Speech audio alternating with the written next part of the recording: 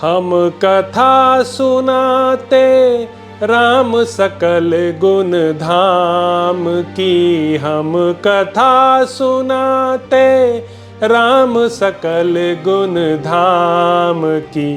ये रामायण है पुण्य कथा श्री राम की।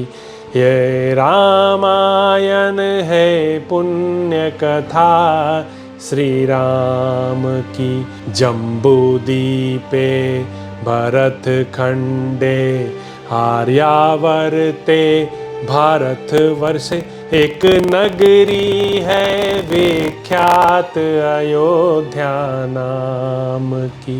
यह जन्म भूमि है परम पूज्य श्री राम की। यह जन्म भूमि है परम पूज्य श्री राम की। यह रामायण है पुण्य कथा श्री राम की। यह रामायण है पुण्य कथा श्री राम की। श्रीमद् वाल्मीकि रामायण भारत का स्वर्णिम महाकाव्य। श्री सीतारामचंद्राभ्या नमः। श्रीमद् वाल्मीकि रामायण। हनुमान जी का श्रीराम को सीता का समाचार सुनाना।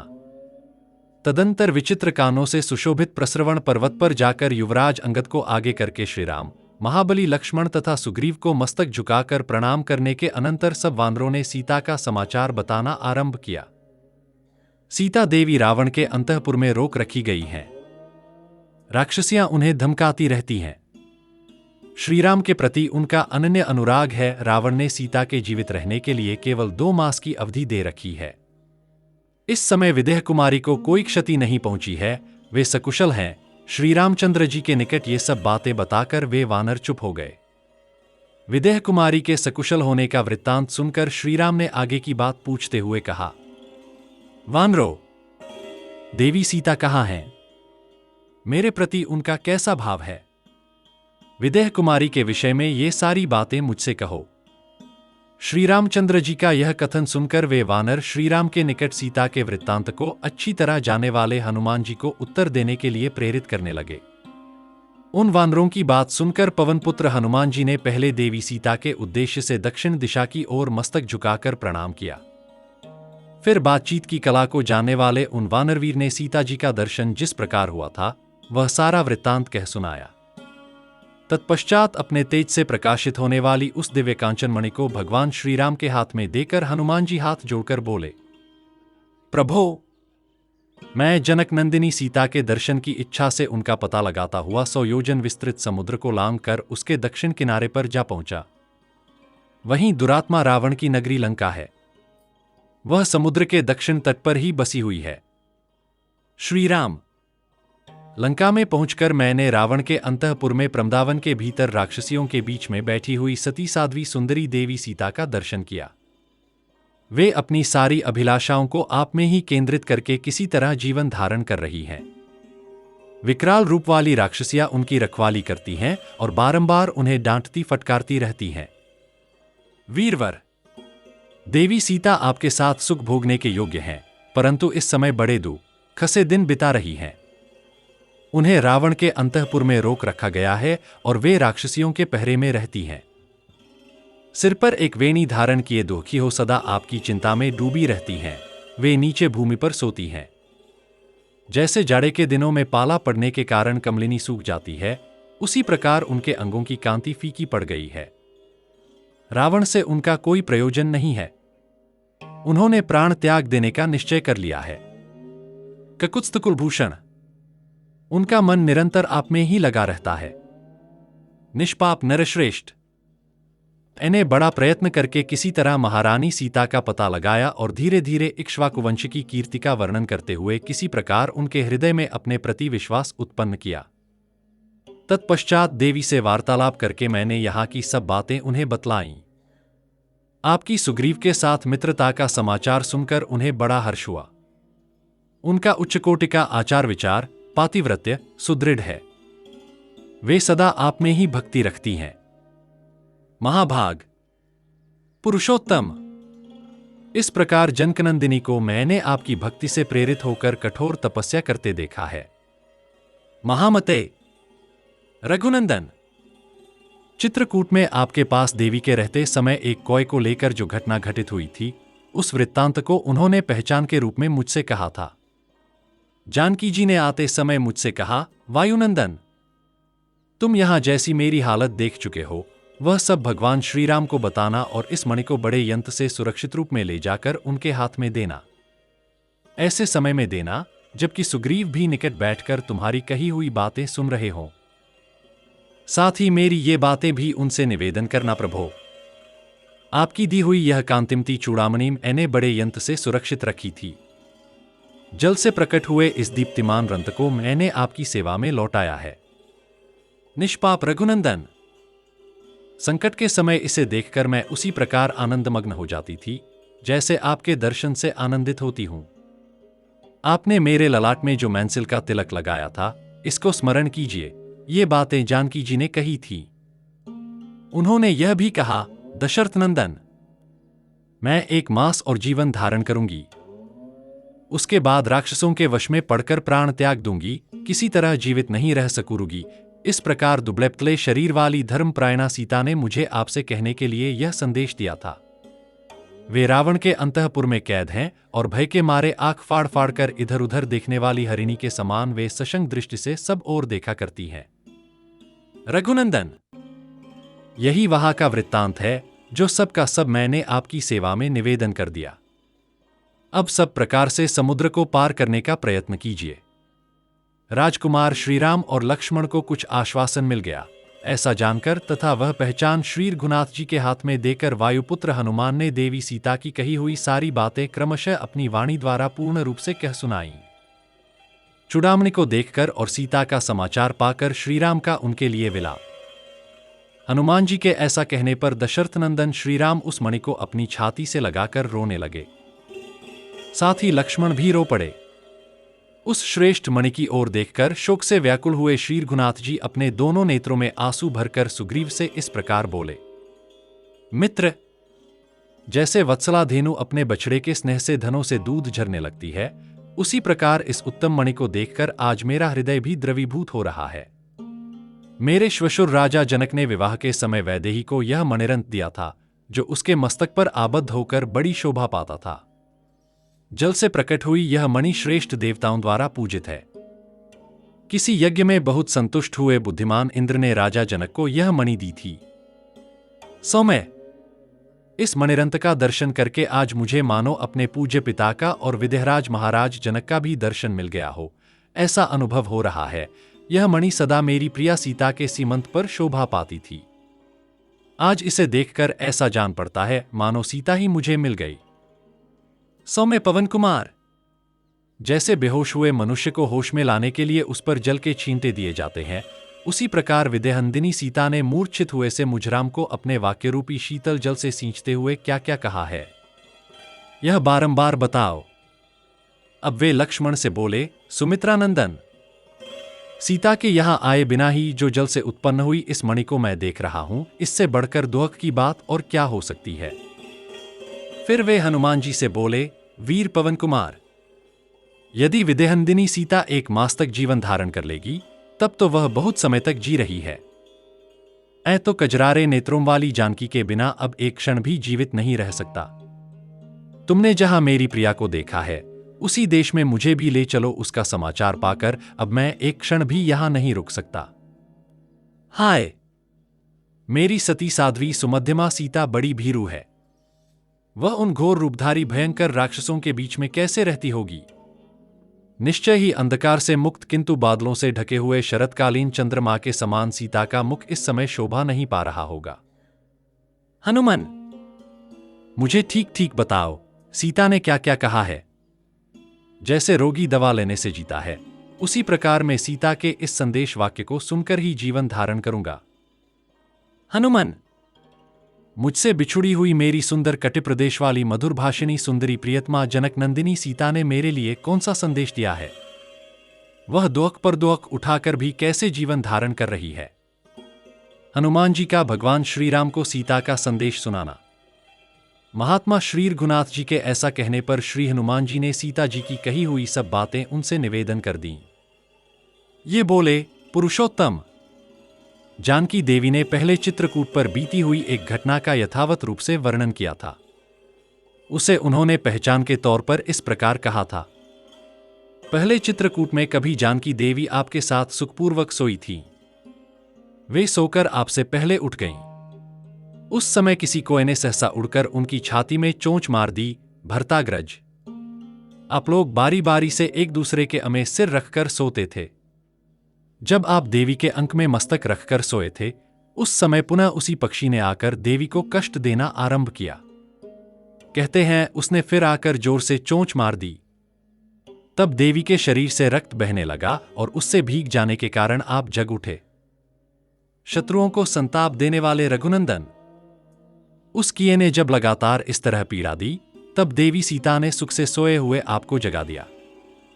महाबाहो, उनकी छाती में घाव हुआ देख आप विषधर सर्प के समान कुपित हो उठे और इस प्रकार बोले, भीरू, किसने अपने नखों के अग्रभाग से तुम्हारी छाती में घाव कर दिया है? कौन कुपित हुए 5 मुंह वाले सर्प के साथ खेल रहा है? ऐसा कहकर आपने जब सहसा इधर उधर दृष्टि डाली, तब उस कोए को देखा। उसके तीखे पंजे खून में रंगे हुए थे और वह सीता देवी की ओर मुंह करके ही कहीं बैठा था। सुना है, उड़ने वालों में श्रेष्ठ वह कौआ साक्षात इंद्र का पुत्र था, जो उन दिनों पृथ्वी पर विचर रहा था। मतिमानों में श्रेष्ठ महाबाहो, उस समय आपके नेत्र क्रोध से घूमने लगे और आपने उस किए को कठोर दंड देने का विचार किया। आपने अपनी चटाई में से एक कुशा निकालकर हाथ में ले लिया और उसे ब्रह्मास्त्र से अभिमंत्रित किया। फिर तो वह कुश प्रलयकाल की अग्नि के समान प्रज्वलित हो उठा। आपने उस जलते हुए कुश को कोए की ओर छोड़ दिया। फिर तो यह दीप्तिमान दर्भ उस कोए का पीछा करने लगा। आपके भय से डरे हुए समस्त देवताओं ने भी उस कोए को त्याग दिया। वह तीनों लोकों में चक्कर लगाता फिरा, किंतु कहीं भी उसे कोई रक्षक नहीं मिला। शत्रुघ्न श्रीराम, सब ओर से निराश होकर वह कोआ फिर वहीं आपकी शरण में आया। शरण में आकर पृथ्वी पर पड़े हुए उस कोए को आपने शरण में ले लिया, क्योंकि आप शरणागत वत्सल हैं। यद्यपि वह वध के योग्य था, तो भी आपने कृपापूर्वक उसकी रक्षा की। रघुनंदन, उस ब्रह्मास्त्र को व्यर्थ नहीं किया जा सकता था, इसलिए आपने उस कोए की दाहिनी आंख फोड़ डाली। श्रीराम, तदंतर आपसे विदा ले वह कौआ भूतल पर आपको और स्वर्ग में राजा दशरथ को नमस्कार करके अपने घर को चला गया। सीता कहती हैं, रघुनंदन, इस प्रकार अस्त्रवेत्ताओं में श्रेष्ठ, शक्तिशाली और शीलवान होते हुए भी आप राक्षसों पर अपने अस्त्र का प्रयोग क्यों नहीं करते हैं? श्रीराम, दानव, गंधर्व, असुर और देवता को भी सम्रांगण में आपका सामना नहीं कर सकते। आप बल पराक्रम से संपन्न हैं। यदि मेरे प्रति आपका कुछ भी आदर है, तो आप शीघ्र ही अपने तीखे बाणों से रणभूमि में रावण को मार डालिए। हनुमान, अथवा अपने भाई की आज्ञा लेकर शत्रुओं को संताप देने वाले रघुकुल तिलक नरश्रेष्ठ लक्ष्मण क्यों नहीं मेरी रक्षा करते हैं? वे दोनों पुरुष सिंह श्रीराम और लक्ष्मण वायु तथा अग्नि के तुल्य तेजस्वी एवं शक्तिशाली हैं, देवताओं के लिए भी दुर्जय हैं, फिर किस लिए मेरी उपेक्षा कर रहे हैं? इसमें संदेह नहीं कि मेरा ही कोई ऐसा महान पाप है, जिसके कारण वे दोनों शत्रु संतापी वीर एक साथ रहकर समर्थ होते हुए मेरी रक्षा नहीं कर रहे हैं। रघुनंदन, विदेहनंदिनी का करुणाजनक उत्तम वचन सुनकर मैंने पुनः आर्या सीता से यह बात कही। देवे, ऐ सत्य की शपथ खाकर कहता हूं कि श्री रामचंद्र जी तुम्हारे शोक के कारण ही सब कार्यों से विरत हो रहे हैं। श्रीराम के दुखी होने से लक्ष्मण भी संतप्त हो रहे हैं। किसी तरह आपका दर्शन हो गया, आपके निवास स्थान का पता लग गया, अतः अब शोक करने का अवसर नहीं है। भामिनी, आप इसी मुहूर्त में अपने सारे दुखों का अंत हुआ देखेंगी। शत्रुओं को संताप देने वाले वे दोनों नरश्रेष्ठ राजकुमार आपके दर्शन के लिए उत्साहित हो लंकापुरी को जलाकर भस्म कर देंगे। वरारोहे, सम्रांगण में रौद्र राक्षस रावण को बंधु बांधव सहित मारकर रघुनाथ जी अवश्य ही आपको अपनी पुरी में ले जाएंगे। सती साध्वी देवी, अब आप मुझे कोई ऐसी पहचान दीजिए जिसे श्री रामचंद्र जी जानते हों और जो उनके मन को प्रसन्न करने वाला हो। महाबली वीर, तब उन्होंने चारों ओर देखकर वेणी में बांधने योग्य इस उत्तम मणि को अपने वस्त्र से खोलकर मुझे दे दिया। रघुवंशियों के प्रियतम श्री राम, आपके लिए इस मणि को दोनों हाथों में लेकर मैंने सीता देवी को मस्तक झुकाकर प्रणाम किया और यहां आने के लिए मैं उतावला हो उठा। लौटने के लिए उत्साहित हो मुझे अपने शरीर को बढ़ाते देख सुंदरी जनकनंदिनी सीता बहुत दुखी हो गईं। उनके मुख पर आंसुओं की धारा बह चली। मेरी उछलने की तैयारी से वे घबरा गईं और शोक के वेग से आहत हो उठीं। उस समय उनका स्वर अश्रुगदगद हो गया था। वे मुझसे कहने लगीं, महाकपे, तुम बड़े सौभाग्यशाली हो जो मेरे महाबाहु प्रियतम कमलनयन श्रीराम को तथा मेरे यशस्वी देवर महाबाह लक्ष्मण को भी अपनी आंखों से देखोगे। सीता जी के ऐसा कहने पर मैंने उन मिथिलेश कुमारी से कहा, देवी जनकनंदिनी, आप शीघ्र मेरी पीठ पर चढ़ जाइए। महाभागे श्यामलोचने, मैं अभी सुग्रीव और लक्ष्मण सहित आपके पतिदेव श्री रघुनाथ जी का आपको दर्शन कराता है। यह सुनकर सीता देवी मुझसे बोली, महाकपे, वानर शिरोमणे, मेरा यह धर्म नहीं है कि मैं अपने वश में होती हुई भी स्वेच्छा से तुम्हारी पीठ का आश्रय लूं। वीर, पहले जो राक्षस रावण के द्वारा मेरे अंग का स्पर्श हो गया, उस समय वहां मैं क्या कर सकती थी? मुझे तो काल ने ही पीड़ित कर रखा था। अतः वानर प्रवर, जहां वे दोनों राजकुमार हैं, वहां तुम जाओ। ऐसा कहकर वे फिर मुझे संदेश देने लगीं। हनुमंत सिंह के समान पराक्रमी उन दोनों भाई श्रीराम और लक्ष्मण से, मंत्रियों सहित सुग्रीव से तथा अन्य सब लोगों से भी मेरा कुशल समाचार कहना और उनका पूछना, तुम यहां ऐसी बात कहना जिससे महाबाहु रघुनाथ जी इस दुहक सागर से मेरा उद्धार करें। नरेश्वर, आपकी प्रियतमा संयमशीला आर्या सीता ने बड़े विषाद के साथ ये सारी बातें कही हैं। मेरी कही हो इन सब बातों पर विचार करके आप विश्वास करें कि सती शिरोमणि सीता सकुशल है। इस प्रकार श्री वाल्मीकि निर्मित रामायण आदिकाव्य के सुंदरकांड में 67वां सर्ग पूरा हुआ। श्री सीतारामचंद्राभ्या नमः। श्रीमद् वाल्मीकि रामायण 68वां सर्ग। हनुमान जी का सीता के संदेह और अपने द्वारा उनके निवारण का वृत्तांत बताना। पुरुष सिंह रघुनंदन, आपके प्रति स्नेह और सौहार्द के कारण देवी सीता ने मेरा सत्कार करके जाने के लिए उतावले हुए मुझसे पुनः यह उत्तम बात कही। पवन कुमार, तुम दशरथनंदन भगवान श्रीराम से अनेक प्रकार से ऐसी बातें कहना जिससे वे सम्रांगण में शीघ्र ही रावण का वध करके मुझे प्राप्त कर लें। शत्रुओं का दमन करने वाले वीर, यदि तुम ठीक समझो तो यहां किसी गुप्त स्थान में एक दिन के लिए ठहर जाओ। आज विश्राम करके कल सवेरे यहां से चले जाना। वानर, तुम्हारे निकट रहने से मुझ मंद भागिनी को इस शोक विपाक से थोड़ी देर के लिए भी छुटकारा मिल जाए। तुम पराक्रमी वीर हो। जब पुनः आने के लिए यहां से चले जाओगे, तब मेरे प्राणों के लिए भी संदेह उपस्थित हो जाएगा, इसमें संशय नहीं है। तुम्हें न देखने से होने वाला शोक दुहक पर दुहक उठाने से पराभव तथा दुर्गति में पड़ी हुई मुझ दुहकिया को और भी संताप देता रहेगा। वीर, वानरराज, मेरे सामने यह महान संदेह सा खड़ा हो गया है कि तुम जिनके सहायक हो, उन वानरों और भालुओं के होते हुए भी रीछों और वानरों की वे सेनाएं तथा वे दोनों राजकुमार श्रीराम और लक्ष्मण इस अपार पारावार को कैसे पार करेंगे? निष्पाप पवन कुमार, तीन ही भूतों में इस समुद्र को लांघने की शक्ति देखी जाती है, विंतानंदन गरुड़ में, वायु देवता में और तुम में।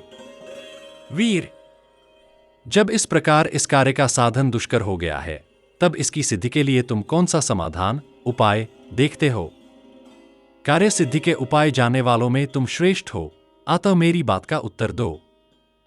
विपक्षी वीरों का नाश करने वाले कपिश्रेष्ठ, इसमें संदेह नहीं कि इस कार्य की सिद्धि के लिए तुम अकेले ही बहुत हो, तथापि तुम्हारे बल का यह उद्रेक तुम्हारे लिए ही यश की वृद्धि करने वाला होगा, श्रीराम के लिए नहीं।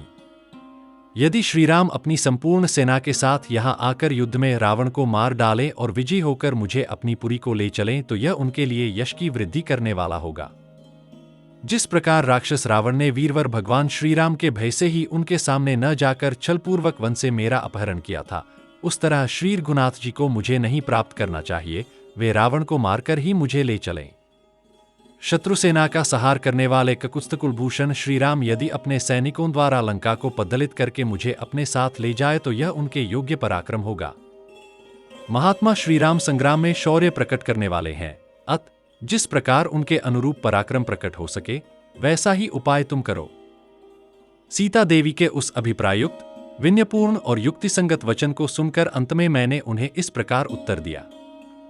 देवी, वानर और भालुओं की सेना के स्वामी कपिश्रेष्ठ सुग्रीव बड़े शक्तिशाली हैं। वे आपका उद्धार करने के लिए दृढ़ निश्चय कर चुके हैं। उनके पास पराक्रमी, शक्तिशाली और महाबली वानर हैं, जो मन के संकल्प के समान तीव्र गति से चलते हैं। वे सब के सब सदा उनकी आज्ञा के अधीन रहते हैं। नीचे, ऊपर और अगल बगल में कहीं भी उनकी गति नहीं रुकती है।